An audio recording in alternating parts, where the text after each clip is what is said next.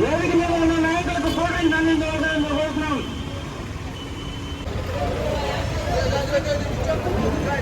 దయచేసి అందరూ కోరుతున్నాం.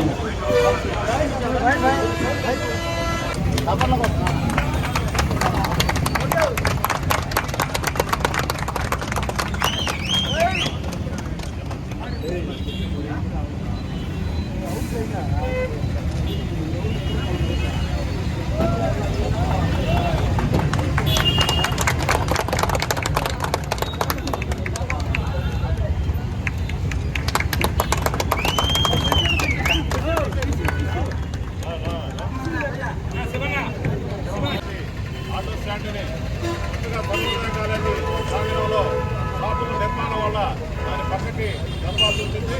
ఆ కార్యక్రమాన్ని మనం అందరూ కూడా ఆటో స్టాండ్ యూనియన్ అందరూ కూడా కలిసి దాని పక్కన నిర్మాణం చేసుకోవడం జరిగింది.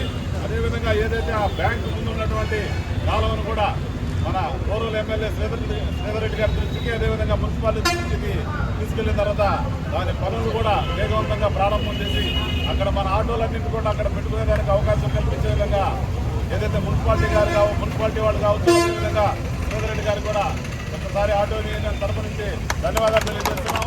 అదేవిధంగా మనం ఇక్కడ ఆటో స్టాండ్ని అక్కడి నుంచి మార్చేయడానికి మనకు అందరూ కూడా సహకరిస్తూ ఇక్కడ గతంలో ఉన్నటువంటి సీనియర్గా ఆటో స్టాండ్లో పనిచేసినటువంటి వ్యక్తి కూడా దానికి సహకారం ఇవ్వడం, అదేవిధంగా మన పెంచలయ్య గారు గౌరవ అధ్యక్షులు ఆయన కూడా ఆ స్టాండ్ నిర్మాణం కోసం సహకారం చేయడం, అదేవిధంగా బాలాజీ స్వీట్స్ వాళ్ళు కూడా మనకేంటంటే దీంట్లో సహకరించడం ఇదంతా కూడా మనకు మంచి పరిణామం చెప్పి తెలియజేస్తూ వాళ్ళందరి సహకారంతో మనందరూ కూడా ఈరోజు ఆటో స్టాండ్ని ఘనంగా ఇక్కడ ప్రారంభం చేసుకోవడం జరిగింది.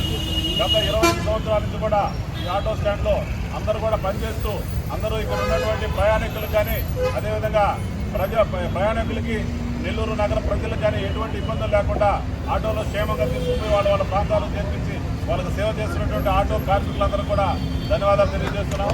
మనం అందరం కూడా కలిసి నెల్లూరు నగరంలో ఏదైతే మనం గతంలో ఉన్నటువంటి ఆటో స్టాండ్లన్నింటితో కూడా మాట్లాడి మనమంతా కూడా వాళ్ళందరూ కూడా ఏకం చేసి ఒక వేదికగా తయారు చేసుకుని మనందరం కూడా పనిచేసేదానికి ప్రయత్నం చేద్దాం.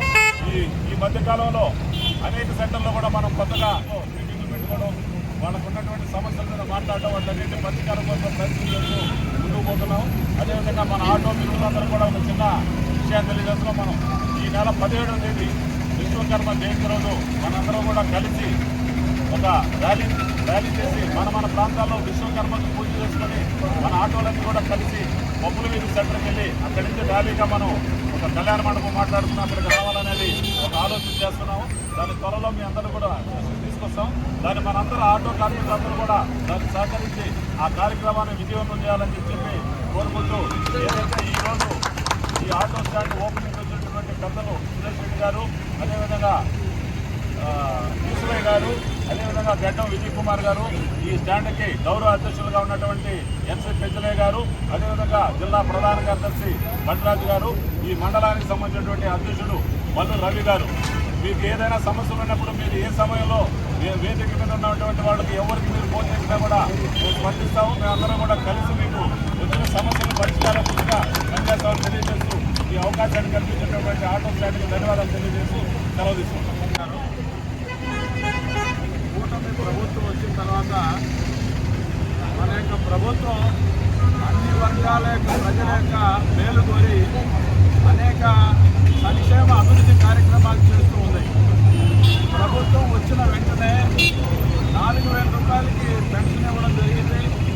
అదే రకంగా మనకి ఏదైతే అమ్మ ఒడి బదులుగా ప్రతి కుటుంబంలో ప్రతి పిల్లవాడికి కూడా 13,000 రూపాయలు ఇవ్వడం జరిగింది. స్త్రీశక్తి పథకం కింద కూడా ఫ్రీ బస్సు పథకాన్ని కూడా ప్రవేశపెట్టి విజయవంతం చేయడం జరిగింది. అయితే ఈ సందర్భంగా ఆటో కార్మికులకి కొంత నష్టం జరుగుతుందని అనేక ప్రాంతాల్లో ఆటో కార్మికులు కూడా ప్రభుత్వం దృష్టికి తీసుకొస్తున్నారు. అయితే మన ప్రభుత్వం స్త్రీశక్తి పథకాన్ని ప్రవేశపెట్టే ముందుగానే ఆటో కార్మికులకు ఇతర రాష్ట్రాలు ఏ సమస్యలు వచ్చినాయి, వాటిని ఏ రకంగా అధిగమించాలనేటువంటి విషయంలో ఒక కమిటీ కూడా వేయడం జరిగింది. అందువల్ల ఆటో కార్మికులు కూడా ఈ ప్రభుత్వానికి సహకరించి మన సమస్యల్ని ప్రభుత్వం దృష్టికి తీసుకొని వస్తున్నాం కాబట్టి రాబోయేటువంటి రోజుల్లో మన యొక్క ఆంధ్రప్రదేశ్లో ఈ యొక్క తెలుగుదేశం, జనసేన, బీజేపీ ప్రభుత్వం ఆటో కార్మికులకు కూడా న్యాయం చేసిందని ఈ సందర్భంగా భారతీయ జనతా పార్టీ సీనియర్ నాయకుడిగా నేను తెలియజేస్తున్నా. ఎందువల్లంటే ఏ వర్గాన్ని కూడా ఈ ప్రభుత్వం ఉపేక్షించదు. రైతాంగాన్ని కానీ, పేదలను కానీ, కార్మికులను కానీ, మహిళలను కానీ అన్ని వర్గాల యొక్క ప్రజలను కూడా మన ప్రభుత్వం దగ్గర డబ్బున్నా లేకపోయినప్పటికీ కూడా 10 లక్షల కోట్ల రూపాయలు అప్పు చేసి వైఎస్ఆర్సీపీ ప్రభుత్వం వెళ్ళిపోయింది. ఆ యొక్క ప్రభుత్వంలో ఆటో కార్మికులకి 10,000 రూపాయలు ఇచ్చినప్పటికీ కూడా రోడ్లు సరిగా లేక వాళ్ళపైన ట్యాక్సుల భారం విపరీతంగా వేసి ఆటో కార్మికులు నడ్డి ఇవ్వడం జరిగింది. చంద్రబాబు నాయుడు గారు రాగానే రోడ్లు రిపేర్లు చేసి ఇవాళ నాణ్యమైన రోడ్లు వేస్తున్నారు. కేంద్ర ప్రభుత్వం కూడా దానికోసంగా ఇతోదికి సహాయం చేస్తూ ఉంది. అందువల్ల ఆటో కార్మికులకు కూడా ఈ యొక్క ప్రభుత్వం న్యాయం చేస్తుందని ఈ సందర్భంగా తెలియజేస్తున్నాను. రెండవది, నెల్లూరు పట్టణంలో వేలాది మంది ఆటో మీద జీవనం సాగిస్తున్నటువంటి కార్మికులు ఎవరైతే ఉన్నారో వాళ్ళకి వాళ్ళ యొక్క దైనందిన జీవితంలో ఏ రకమైన సమస్యలు వచ్చినా కానీ భారతీయ జనతా పార్టీ పూర్తి సహాయ సహకారాలు అందిస్తుందని ఈ సందర్భంగా తెలియజేస్తూ సెలవు తీసుకున్నాను. జై హింద్.